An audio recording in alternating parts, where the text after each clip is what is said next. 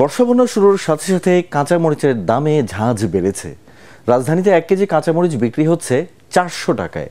বেড়েছে পেঁয়াজ সহ অন্যান্য সবজির দামও। আরো জানাচ্ছেন মিজান শাহজাহান। 100% কপার কন্ডেন্সারে তৈরি ভিশন ফ্রিজ, তাই গুণে মানে অটুট থাকে বছরের পর বছর। ঈদের ছুটির পর এখনও জমে ওঠেনি বাজার।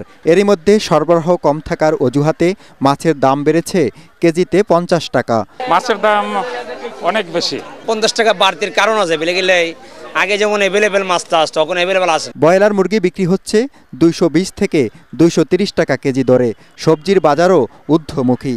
বেগুন, পটল থেকে শুরু করে সব ধরনের মৌসুমি সবজি বিক্রি হচ্ছে 80 থেকে 100 টাকায়।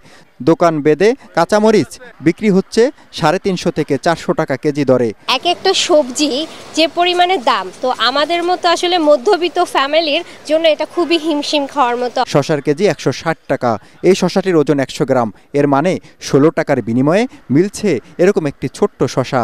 ঈদের আগে আগে আমার পার্সোনাল কিছু কাজের জন্য গ্রামে গিয়েছিলাম। দেশি শশাটা এখানে 40 টাকা, 30 টাকা, 40 টাকা। তো আমি তখন ওনাকে বললাম যে বাবা, আপনারা অনেক শান্তিতে আছেন, আমরা যদি পারতাম ঢাকা শহর ছেড়ে আমরা এখানে চলে আসতাম।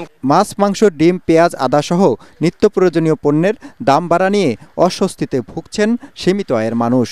আমিষ তো দূরের কথা, ডাল ভাত খেয়ে বেঁচে থাকাও কঠিন হয়ে দাঁড়াচ্ছে।